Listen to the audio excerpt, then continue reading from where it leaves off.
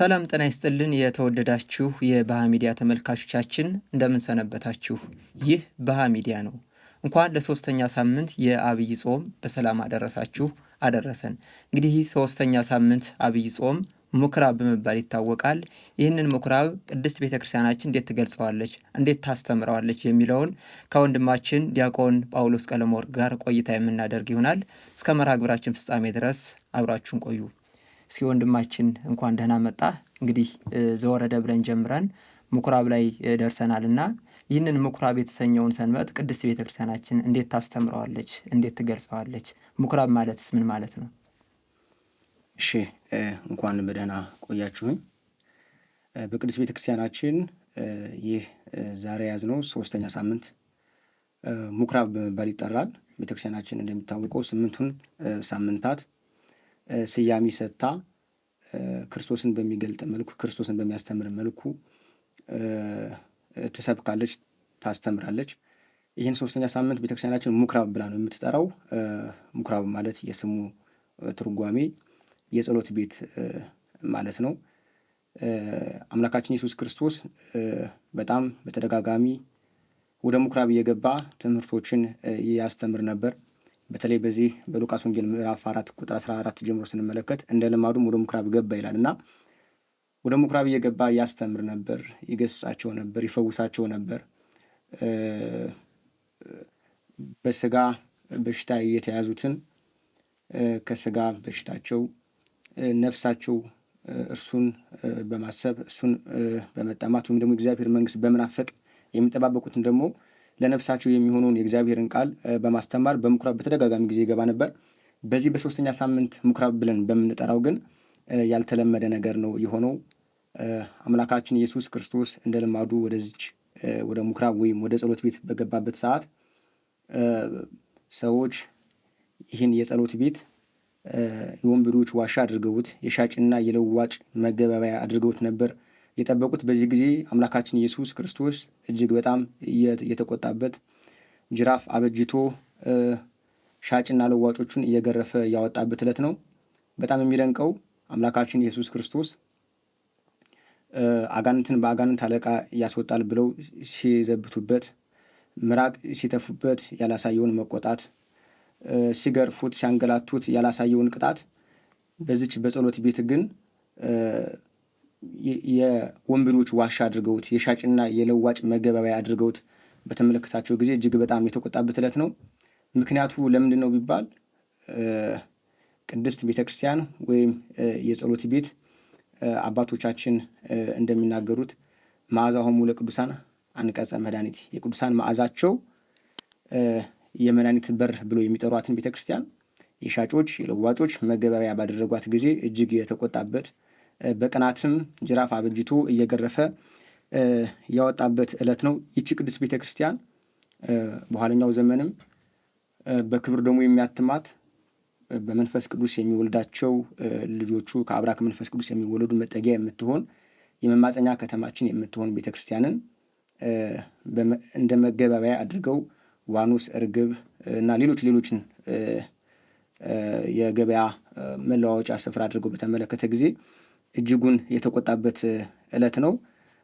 ቤተክርስቲያን የቅዱሳን መዓዛ የመድኃኒት በር እንጂ የገበያ ስፍራ ልትሆን ስለማይገባ ማለት ነው። ምክንያቱም ቅዱስ ያሬድ በተለይ በዚህ በጾመ ድጓው ላይ በደንብ አድርጎ እንደሚያብራራው እንደ ፀሐይ የምታበራ እንደ ሙሽራ የተሸለመች የእግዚአብሔር ልጆች ገብተው በውስጧ የሚያርፉባት እያለ የሚጠራት ቅድስት ቤተክርስቲያን ሰለሞን በመኃልየ ዘሰሎሞን ምዕራፍ 6 ቁጥር 10 ማለት ነው እንደ ማለዳ ፀሐይ የምትጎበኝ እንደ ጨረቃ የተዋበች እንደ ፀሐይ የጠራች ዓላማ ይዞ እንደተሰለፈ ሰራዊት የምታስፈራ ማናት እያለ በቁልምጫ ቃል የሚጠራት ቅድስት ቤተክርስቲያን የሻጮች የለዋጮች የወንበዴዎች ዋሻ ሁና በተመለከታት ጊዜ እጅጉን የተቆጣበት ተቆጥቶም ደግሞ ጅራፍ አበጅቶ የገረፈ ያስወጣበት ቤቱን ያስከበረበት ያጸዳበት የለየበት ዕለት ነው።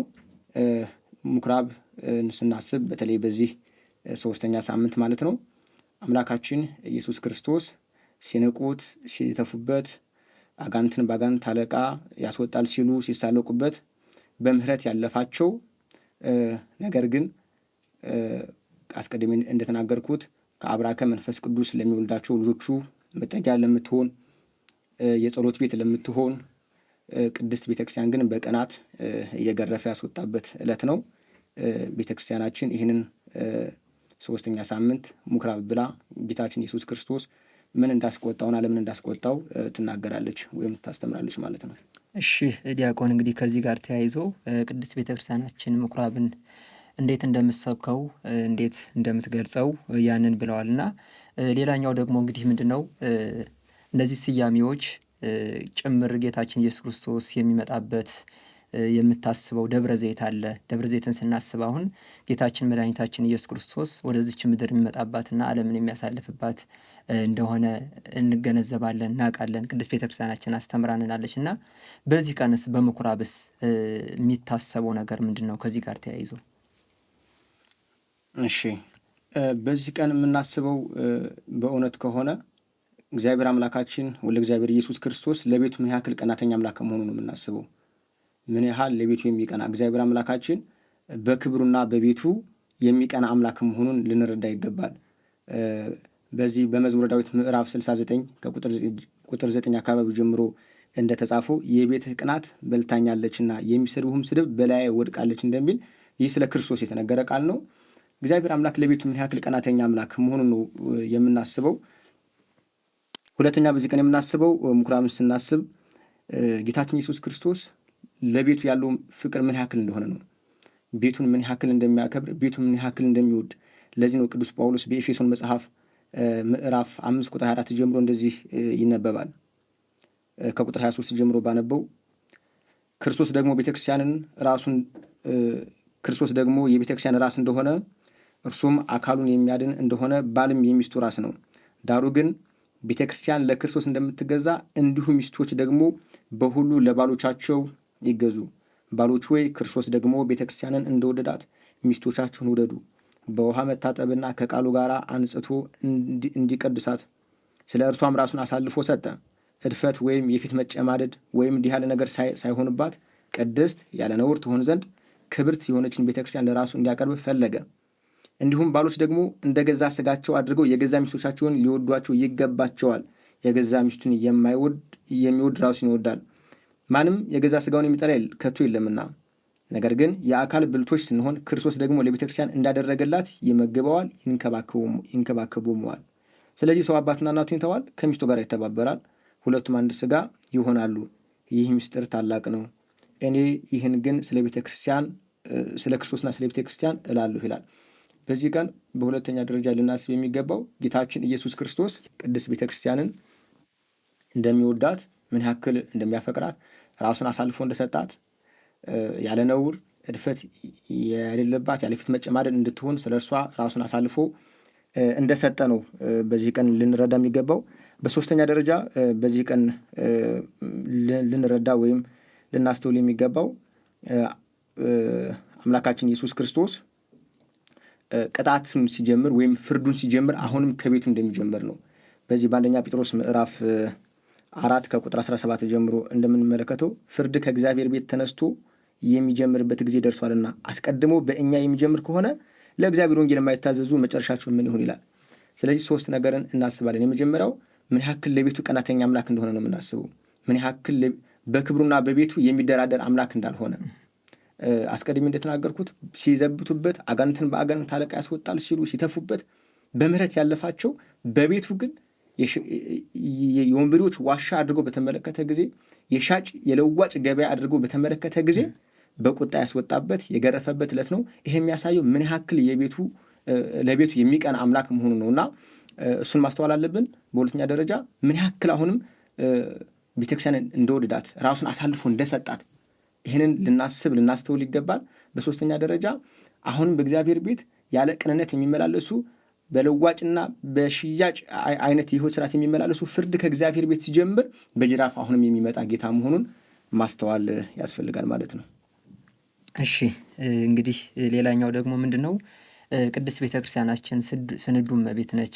ቤተክርስቲያን እያንዳንዱ ሰንበታትም እያንዳንዱ ዕለታት ላይ ግጻዊ በተሰኘው የቤተክርስቲያናችን መጽሐፍ ላይ እያንዳንዱ በዓላት ምስባካቸው፣ ወንጌላቸው ሁሉም ተዘርዝሮ እንመለከታለን። ቤተክርስቲያናችን ደስ የሚለው ቤተክርስቲያን ሄደን ምን እንጸልይ ምን ማድረግ አለብን ብለን የምንጨነቅ አይደለንም። በጸሎትም ስናስብ አባቶቻችን እነ ነቢይ እግዚአብሔር ቅዱስ ዳዊት የጸለዩት ጸሎት አለ፣ እነ ቅዱስ ኤፍሬም የደረሱት ውዳሴ ማርያም አለ። እነዛን ሄደን አባቶቻችን የጸለዩትን ጸሎት እንጸልያለንና ቤተክርስቲያናችን ስንዱ እመቤት የሚያስብላት ይህ ነውና ከዚህ ጋር ተያይዞ እንግዲህ በዚህ ሰንበት ቀን የሚነበብ ወንጌል አለና ያንን እስኪ ትንሽ ያብራሩልን። መልካም። በዚህ የሰንበት ቀን የሚነበበው አምላካችን ኢየሱስ ክርስቶስ በዮሐንስ ወንጌል ምዕራፍ 2 ከቁጥር 12 ጀምሮ ያለው ወንጌል ክፍል ነው። እስኪ ክፍሉን ላንብበውና እስኪ እንየው። እሺ፣ በዚህ በዮሐንስ ወንጌል ምዕራፍ 2 ከቁጥር 12 ጀምሮ እንደዚህ ይላል። ከዚህም በኋላ ከእናቱና ከወንድሞቹ ጋር ከደቀ መዛሙርቱ ጋር ወደ ቅፍርናሆም ወረደ። በዚያም ጥቂት ቀን ኖረ። የአይሁድ ፋሲካ ቀርቦ ነበር። ኢየሱስም ወደ ኢየሩሳሌም ወጣ። በመቅደሱም በሬዎችና በጎችን እርግቦችን የሚሸጡትን ገንዘብ ለዋጮችን ተቀምጦ አገኘ። የገመድ ጅራፍ አበጅቶ ሁሉንም በጎችንም በሬዎችንም ከመቅደስ አወጣቸው። የለዋጮቹንም ገንዘብ አፈሰሰ፣ ገበታቸውንም ገለበጠ። እርግብ ሻጮቹንም ይህ ከዚህ ውሰዱት፣ የአባቴ ቤት የንግድ ቤት አታድርጉ አላቸው። ደቀ መዛሙርቱም የቤት ቅናት ይበላኛል ተብሎ እንደተጻፈ አሰቡ ይላል። በዚህ ቀን የሚነበበው ወንጌል ክፍል ይህ ነው።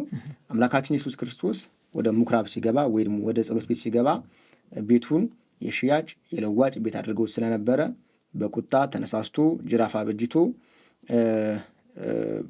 እየገለበጠባቸው በጅራፍ እየገረፈ ያስወጣቸው ቤቴ የጸሎት ቤት ይባላል፣ እናንተ ግን የወንበዴዎች ዋሻ አደረጋችሁት ብሎ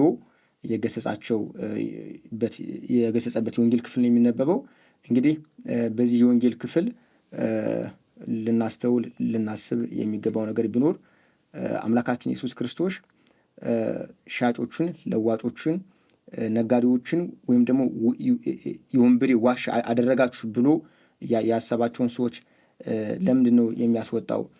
በእውነት የሚሸጠው ለመቅደሱ የማይጠቅም ሆኖ ነው ወይ ስንመለከት እርግብ፣ ዋኖስ ምናምን ነው የሚሸጠው እና ይህ ደግሞ በተለይ አስቀድሞ ለነበረው የብሉይ ኪዳን አገልግሎት የሚጠቅሙ ለመስዋዕት የሚሆኑ ነበር። ነገር ግን ይህ በእግዚአብሔር ቤት የሚሸጥ የሚለወጥ መሆን መቻል አልነበረበትም። በእግዚአብሔር ቤት የጸሎት ቤት ነው፣ የእግዚአብሔር ቤት የቅዳሴ ቤት ነው፣ የወንጌል ቤት ነው እንጂ የመገበያያ ቦታ ስፍራ ስላልሆነ ምንም እንኳ የሚጠቅም ነገር ቢሆን በጸሎት ቤት ግን ሊደረግ እንደማይገባው አስቦ የገረፈ ያስወጣበት የወንጌል ክፍል ይሄ ክፍል ነው የሚነበበው በዕለቱ። መልካም እንግዲህ የተወደዳችሁ ተመልካቾቻችን መርሃ ግብራችን እያገባደድን እንገኛለን። በቆይታችን ብዙ እያተረፋችሁ እንደሆነ ባለሙሉ ተስፋ ነን። እንግዲህ ከዚህ ጋር ተያይዞ ወንድማችን ምእመናን እንግዲህ በዚህ ጊዜ ወደ ቅድስት ቤተ ክርስቲያን ይሄዳሉ፣ ይመላለሳሉ። ሌሊቱን በሰዓታት ጠዋት በኪዳን በሰርክ ደግሞ ቅዳሴ ይቀደሳል። ቤተ ክርስቲያናችን አገልግሎቷን ሙሉ ነውና በዚህ ጊዜ ምእመናን ወደ ቤተ ክርስቲያን ይሄዳሉ። ይህንን ጾም ምእመናን እንዴት መጾም አለባቸው ትላለህ? በጣም ጥሩ ጥያቄ ነው። ይህንን ጾም ምእመናን እንዴት መጾም አለባቸው? ታላቁ የቤተ ክርስቲያናችን ሊቅ ቅዱስ ዮሐንስ አፈወርቅ ከምግብ መከልከል ብቻ እንዳልሆነ ይልቁንም ከክፋት መራቅ እንዳለብን ይናገራልና ምእመናን ይህንን ጾም እንዴት መጾም መቻል አለባቸው ብለን የምናነሳ ከሆነ በተለይ በዚህ በትንቢተ ኢሳይያስ ምዕራፍ 58 ከቁጥር 3 ጀምሮ ያለውን የእግዚአብሔርን ቃል እስኪ እንመልከት። እንዴት ክርስቲያኖች መጾም አለባቸው በጣም ግልጽ በሆነ መንገድ ስለሚያስቀምጥልን። ስለምን ጾምን አንተም አልተመለከትከንም፣ ሰውነታችንስ ስለምን አዋረድን አንተም አላወከንም ይላሉ። እነሆ በጾማችሁ ቀን ፍቃዳችሁን ታደርጋላችሁ፣ ሰራተኞቻችሁንም ሁሉ ታስጨንቃላችሁ። ይጾማሉ አላያቸውም፣ ራሳቸውን ያዋርዳሉ አልተመለከታቸውም። ስለምን ቢባል በምትጾሙበት ቀን ፍቃዳችሁን ታደርጋላችሁ፣ በምትጾሙበት ቀን ሰራተኞቻችሁን ታስጨንቃላችሁ። ክርስቲያኖች ይህንን ጾም እንዴት መጾም መቻል አለባቸው? ፍቃዳቸውን በማድረግ በፍጹም። ክርስቲያን በሚጾምበት ወቅት የራሱን ፍቃድ የሚያደርግ ከሆነ ሰራተኞቹን የሚያስጨንቅ ከሆነ ጾሙ እንደ አለመጾም ሆኖ ይቆጠርበታል። ለዚህ ነው ዝቅ ብለን ስንመለከት እነሆ ለጥልና ለክርክር ትጾማላችሁ። እንዴት መጾም መቻል አለብን? በጥል በክርክር በፍጹም ተቀባይነት የሌለው ጾም ይሆንብናል። በግፍ በጡጫ ትማታላችሁ፣ ድምፃችሁም ወደ ላይ ታሰሙ ዘንድ ዛሬ እንደምትጾሙት አትጾሙ። በክርክር የሚጾም በጥል የሚጾም ራሱን እያዋረደ ሰራተኞችን የሚያስጨንቅ ዛሬ እንደምትጾሙት ጾም ይህንን ጾም አትጾሙ፣ እኔ የመረጥኩት ጾም ይህ ነውን ይላል። ሰውስ ነፍሱን የሚያዋርደው እንደዚህ ባለቀን ነውን? በውኑ ራሱን እንደ እንጉጭ ዝቅ እያደርግ ዘንድ ማቅንና አመድን በበታች ያነጥፍ ዘንድ ነውን? በውኑ ይህን ጾም በእግዚአብሔር ዘንድ የተወደደ ቀን ትለዋለህን? እያለ ይናገራል። እኔስ የመረጥኩት ጾም ይህን አይደለም። በሚጾሙበት ቀን ፈቃዳቸውን ማድረግ ብቻ አይደለም፣ ሲጾሙም ለጥልና ለክርክር ይጾማሉ። ለጥልና ለክርክር ይጾማሉ። ስለዚህ ክርስቲያኖች ይህንን ጾም እንዴት መጾም መቻል አለባቸው? ራሳቸውን በማዋረድ በጥል በክርክር ከጥል ከክርክር በመራቅ ፍቃዳቸውን ሳይሆን እግዚአብሔርን ፍቃድ በማድረግ መጾም መቻል አለባቸው። ሌላው ሁለተኛው ክርስቲያኖች ይህን ጾም እንዴት መጾም መቻል አለባቸው? ያለ ግብዝነት መጾም መቻል አለባቸው። በዚህ በማቴዎስ ወንጌል ምዕራፍ 6 ከቁጥር 16 ጀምሮ አምላካችን ኢየሱስ ክርስቶስ እንደ ግብዞች አትጹሙ፣ አትጠውልጉ። ይሄ የግብዝነት ጾም ክርስትና ማስመሰል አይደለም፣ መምሰል ስለሆነ ጾመኛ ምስለን ለመታየት የምንጾም ከሆነ እሱ በእግዚአብሔር ዘንድ የተወደደ አይደለም። ክርስቶስን መምሰል ነው ክርስትና። ስለዚህ ሰው ይህንን ጾም እንዴት መጾም መቻል አለበት? ያለ ግብዝነት መጾም መቻል አለበት። ለመታየት አይደለም፣ ለማስመሰል አይደለም፣ ክርስቶስን ለመምሰል መጾም መቻል አለበት። ሌላው በዚህ የጾም ወቅት ሰውነታችንን ቅዱስና ሕያው መስዋዕት አድርገን ለእግዚአብሔር ማቅረብ መቻል አለብን። እንዴት መጾም መቻል አለብን ብለን ስናስብ በዚህ በሮሜ መልእክት ምዕራፍ 12 ቁጥር 1 ጀምሮ ስንመለከት ራሳችሁን ቅዱስ ሕያው መስዋዕት አድርጋችሁ አቅርቡ፣ ይህ ለአእምሮ የሚመች አገልግሎታችሁ ነው እያለ ሐዋርያው ቅዱስ ጳውሎስ ይናገራል። በተለይ በአእምሯችሁ መታደስ ተለወጡ እንጂ ይህን ዓለም አትምሰሉ። ክፍሉን ለማንበብ ያክል እንደዚህ ይላል። እንግዲህ ወንድሞች ሆይ ሰውነታችሁን እግዚአብሔርን ደስ የሚያሰኝና ሕያው ቅዱስን መስዋዕት አድርጋችሁ ታቀርቡ ዘንድ በእግዚአብሔር ርኅራኄ እለምናችኋለሁ። ክርስቲያኖች ይህንን ጾም እንዴት ባለ ሁኔታ መጾም መቻል አለባቸው? ሰውነታቸውን ቅዱስ ሕያው መስዋዕት አድርገው እንዲያቀርቡ። ለምን ሲባል ለአእምሮ የሚመች አገልግሎታችሁ ይሄ ነው፣ የእግዚአብሔር ፍቃድ እርሱም በጎና ደስ የሚያሰኝ ፍጹም የሆነውን ነገር ምን እንደሆነ ፈትናችሁ ታውቁ ዘንድ በልባችሁ መታደስ ተለወጡ እንጂ ይህን ዓለም አትምሰሉ። ክርስቲያኖች ይህንን ጾም እንዴት መጾም መቻል አለባቸው? ራሳቸውን ቅዱስ ሕያው መስዋዕት አድርገው ለእግዚአብሔር በማቅረብ ይህን ዓለም ባለመምሰል በአእምሮ መታደስ በመለወጥ በልብ መታደስ በመለወጥ ይህንን ጾም ክርስቲያኖች ሊጾሙ ያስፈልጋል። ሌላው ክርስቲያኖች ይህንን ጾም እንዴት መጾም መቻል አለባቸው? ለሰውነት አመቺ ከሆነ ማለትም እንደምናውቀው ይህ ሰውነታችን የሚመቸውን ነገር ሲያገኝ ለጽድቅ የሚነሳ ሰውነት አይደለም፣ ለቅድስና የሚነሳ ሰውነት አይደለም፣ ይልቁንም ለኃጢአት የሚነሳ ሰውነት ነው። በዚህ በዘጸአት ምዕራፍ 32 ቁጥር 6 ጀምሮ በማለዳ ተነሱ፣ በሉ፣ ጠጡ፣ ሊዘፍኑ ተነሱ ነው የሚለው። ስለዚህ ይህንን ቃል ቅዱስ ጳውሎስ በአንደኛ ቆሮንቶስ ምዕራፍ 10 ቁጥር 7 ላይ ይደግመዋል።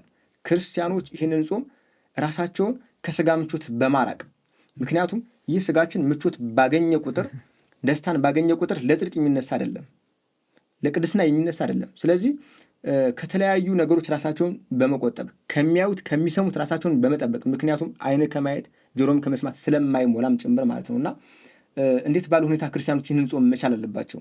እንደው ከዚህ ጋር ተያይዞ ግን ወንድማችን እንግዲህ በጾም ወቅት እንግዲህ ስጋችን መግራት አለብን፣ ወደ ቅድስት ቤተክርስቲያን መመላለስ አለብን፣ ለሰውነታችን የሚመቹ ነገሮችን ሁሉ መተው አለብን። ስለምንወደው ስለ ኢየሱስ ክርስቶስ ብለን ይህኛውን ምግብ ለሰውነታችን የሚሆነውን ነገር መተው አለብንና ጾም ወቅት እንግዲህ እንደሚታወቀው ስጋ፣ ጥሉላት ምናምን እንተዋለን። ነገር ግን በጣም ለሰውነት የሚጠቅሙ አትክልትን አይነት ነገሮች እንመገባለንና እንደዛንስ እንዴት ያዩዋቸዋል? ይገባል ወይ? ለዚህ ነው በአጭሩ ጾም ስናስብ ቅድም በሮሜ መልእክት ምዕራፍ 12 ቁጥር 1 ጀምሬ እንዳነበብኩት ለስጋችን የሚመቸውን ነገር በሙሉ መንሳት ማለት ነው። ምክንያቱም ስጋችን የሚመቸውን ካገኘ የሚጠቅመውን ካገኘ ለጽድቅ ስለማይነሳ ማልደው ተነሱ፣ በሉ፣ ጠጡ፣ ሊዘፍኑ ተነሱ ነው የሚለው። ስለዚህ ስጋችን የሚመቸውን ነገር ባገኘ ቁጥር ራሱን ለጽድቅ ስለማያስነሳ በጣም እኮ ይገርመኛል። በዚህ በትንቢተ ዳንኤል ምዕራፍ 3 ስንመለከት ሲድራቅ፣ ሚሳቅ፣ አብደናጎ ስናነሳ፣ እነ ዳንኤልን ስናነሳ፣ እነ ቅዱስ ዳዊትን ስናነሳ ለስጋቸው ያማረ መስሎ የሚታያቸውን ምግብ አይበሉም። ነፍሴን ስጋዬን ከለከልኳት ነው የሚሉት። ምክንያቱም ለእነሱ የሚጠቅም መስሎ ከታያቸው ይህ ስጋ ሲበላ ሲጠጣ ለኃጢአት የሚበረታታ ማንነት ስለሆነ ያለው። ለዚህ ነው ስጋ በመንፈስ ላይ መንፈስ በስጋ ላይ ይቀዋወማሉ ይላል አይደለ ቅዱስ ጳውሎስ በገላትያ መልእክቱ። ስለዚህ የሚቃወመንን ስጋችን በመቅጣት በማስራብ እንደው ቤተክርስቲያናችን ብዙ ጊዜ ጾም ሲነሳ ሰዎች እንዲራቡ እንዲጠሙ ፈልጋ ወይም ፈቅዳ ምናምን አለም። ሰውነታችን ሲበላና ሲጠጣ በባህሩ ለኃጢአት የሚነሳ ሰውነት ስለሆነም ጭምር ነው። ለኃጢአት የሚነሳ ሰውነት ደግሞ ኃጢአት ለማድረግ በአእምሮ ከተነሳ በስጋ ለመግለጥ በጣም ቀላል ስለሆነ ለዚህ ነው። ለምሳሌ ሰዎች መንፈሳዊ ስብከቶችን ሲሰሙ፣ ዝማሬዎችን ሲሰሙ፣ ቅዳሴውን ሲሰሙ፣ ማህሌቱን ሲሰሙ ራሳቸውን ለጽድቅ እንደሚያነሳሱ፣ በተቃራኒው ደግሞ የዚህ ዓለምን እንቶ ፈንቶ የሆነ የማይጠቅም ነገር ለዚህ ዓለም ለግልሙትና ብቻ የሚሰራውን ነገር ሲመለከቱ ሲያዩ ሰውነታቸው ለኃጢአት ይጋበዛል። ስለዚህ ቅዱስ ቤተክርስቲያናችን ምን ብላ ነው የምታስተምረው? እንዳው ከስጋ ከቅቤ የመከልከልን ብቻ አይደለም፣ አትክልትም እንኳን ለስጋችን ምቾት የሚሰጠው ሆኖ ከተገኘ ባይበላ ይመከራል። በአጭሩ ለስጋ የሚመችን ነገር በመከልከል ራሳችን ለእግዚአብሔር ቅዱስ ሕያው መስዋዕት አድርገን እንድናቀርብ ቤተክርስቲያናችን ታስተምራለች። ከዚህ የተነሳ ስጋን ብቻ አይደለም የትኛውንም ለአእምሮ የሚመች ነገር ለስጋ የሚመች ነገር ተከለክላለች። መልካም እንግዲህ በዚሁ መርሃ ግብራችን ብዙ ጥያቄዎች ምዕመናን ላይ ያሉትን በዚሁ አጋጣሚ መልስ እየሰጠህልን ነውና እንደው ከዚህ ጋር ተያይዞ እንግዲህ ጆሮ የሚጾም ክፉ ነገር ከመስማት እንደዚህ እያለ የሚሄድ አለና ወንጌሉ ላይ ሰዎች የሚያወሩትን ነገር መጥፎ ነገሮችንስ መሸሽ የሚቻለው እንዴት ነው? አንዳንድ ሰዎች እንግዲህ ሰዎች በአደባባይ እያወሩ ያሉትን ጆሮአችን ዘግተን ነው የምንሄደው ወይስ ምንድን ነው የምናደርገው? እንዴት ነው ከዚህ ነገር የምንከለከለው የሚሉ ሰዎች አሉና ለነዛ መልስ ይሆን ዘንድ እንዴት ነው ከዛስ ነገር መጠበቅ የሚቻለው? በጣም ጥሩ።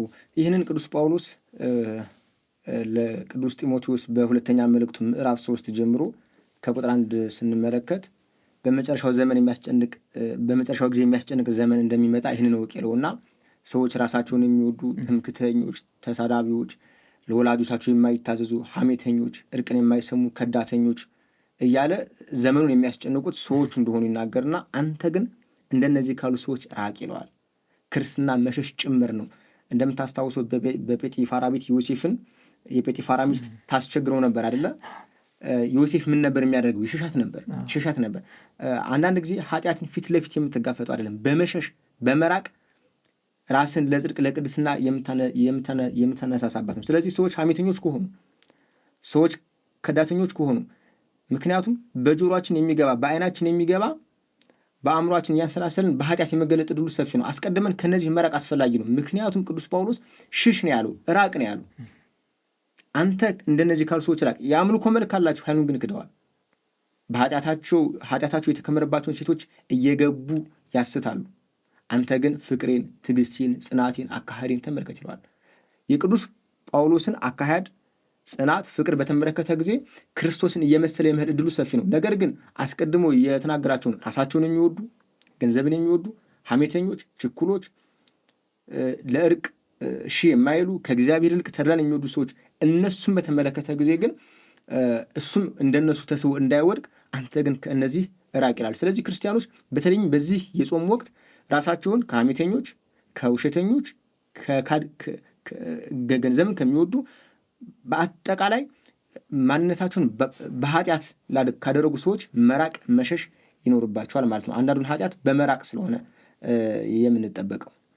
መልካም እንግዲህ በመጨረሻ ይህንን ካልን እንደው እንግዲህ ብዙ ጊዜ በቲክቶክ ቤት በርከት ያሉ ትምህርቶችን ስትሰጥ ተመልክቻለሁ እና በዚያ ቦታ ያለው አገልግሎት ምን ይመስላል? በዚሁ አጋጣሚ በቲክቶክ ላይ ያለው አገልግሎት ምን ይመስላል? ሌላው ደግሞ ሰዎች ሶሻል ሚዲያን እንዴት መጠቀም እንዳለባቸው በመጨረሻ እስኪ ጠቅለል አድርገው ይህንን ሀሳብ። መልካም። በቲክቶክ ፕላትፎርም ላይ እንግዲህ እንደተመለከትኩ አንተም እንዳየኸው የቤተክርስቲያናችን ትምህርት የሆነውን እንናገራለን።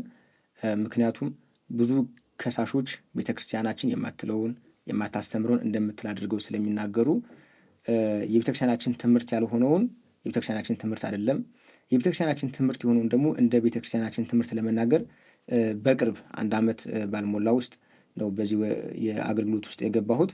ግን እግዚአብሔር ይመስገን ፍሬዎችም እያየንበት ነው። ወደ ቅዱስ ቤተክርስቲያናችን እንደምታስታውሰው ከ4 ሳምንት በፊት ወደ ቅዱስ ቤተክርስቲያናችን እየተጨመረ አለ። የቤተክርስቲያናችን ትምህርት የሆነውን ለማሰማት ነው። ምክንያቱም አሁን እንደምታየው ምእመኑ በብዛት የምታገኘው በዚህ ቴክኖሎጂ ውስጥ ነው እና በጎች ባሉበት እረኞች አይጠፉም። በጣም ሊቃውንት ቀሳውስት አሉበት። እነሱ ባሉበት የቤተክርስቲያናችን ትምህርት እናስተምራለን። ቤተክርስቲያንን ድምጿን እናሰማለን። ቤተክርስቲያን የምትለውን ብቻ ቤተክርስቲያን የማትለውን ሐሰቱን ሐሰት እያለን ቤተክርስቲያን የምትለውን እውነትን እውነት እያለን ሰዎች በዚች የቅዱስ ቤተክርስቲያን እውነት ተማርከው ከመጡ ለእግዚአብሔር መንግስት ገንዘብ ይሆናሉ። ቤተክርስቲያን በሐሰት የምትከሰስበት ክስ ደግሞ ምን ያክል ውሸት መሆኑንና ሰዎች እንዲሁ ለቤተክርስቲያን ካላቸው ጥላቻ የተነሳ እንጂ አውቀዋትም እንዳልሆነ ጭምር እያጋለጥን ነው የምንገኘው። እንግዲህ በዚህ በቲክቶክ ፕላትፎርም ላይ እኔ ባሳለፍኩት ጥቂት ወራቶች እግዚአብሔር የተመሰገነ ይሁን በጣም ብዙ ወንድሞች፣ በጣም ብዙ ጠንካራ እህቶች የቅዱስ ቤተክርስቲያናችን ትምህርት ሲያስተጋቡ ሰምቻለሁ፣ አይቻለሁ። ውጤትም እየተገኘ ነው። እግዚአብሔር ቢረዳና ቢፈቅድም አሁን በዚሁ እንቀጥላለን ብዬ አስባለሁ። መልካም እንግዲህ እዚህ ድረስ ስቱዲዮአችን ድረስ መጥተህ ይህንን ምኩራብ የተሰኘ የቤተክርስቲያናችን ትልቅ ሰንበት ያንን በዚህ ልክ ለምእመናን ለተመልካቾቻችን በርከት ያሉ መልእክቶች ስላስተላለፍክልን እጅግ አድርገን እናመሰግናለን። በቀጣይም ደግሞ ያው በሌላ መርሃ ግብር እንገናኛለን ብዬ አምናለሁ። እዚህ ድረስ ስለመጣህ እጅግ አድርጌ አመሰግናለሁ። ክብረት ይስጥልኝ። እኔም አመሰግናለሁ። እሺ የተወደዳችሁ ተመልካቾቻችን እንግዲህ የሶስተኛው ሳምንት ምኩራብን አስመልክተን በርከት ያሉ ትምህርቶችና ሀሳቦችን ወደ እናንተ ስናደርስ ቆይተናል። እንግዲህ በመርሃ ግብራችን ብዙ እንዳተረፋችሁ ባለሙሉ ተስፋ ነን። ባህ ሚዲያ እንግዲህ በርከት ያሉ መንፈሳዊ ስራዎችን ወደ እናንተ እያደረሰ ይገኛል። በርከት ያሉ ሀሳቦችን የቤተ ክርስቲያን መልእክቶችንም የምናስተላልፍበት ሚዲያችን ነውና ወደ ሚዲያችን እየገባችሁ ይህንን መርሃ ግብር እንድትከታተሉ በዚሁ አጋጣሚ ልገልጽላችሁ እወዳለሁ። እንግዲህ ለዛሬ በዚሁ የነበረን መርሃ ግብራችን በዚሁ ተጠናቋል። ይህንን መርሃ ግብር ወደ እናንተ በማድረስ ከእናንተ ጋር ቆይታ ያደረኩት እኔ ዲያቆን ሙላትና ከሙሉ የስቱዲዮ ባለሙያዎች ጋር ነበረ። እንግዲህ ከቀሪዎቹ የባህ ሚዲያ መርሃ ግብሮች ጋር ቆይታ አድርጉ እያልኩ እኔ ከወዲሁ ተሰናበትኩ። ቸር ሰንብቱ።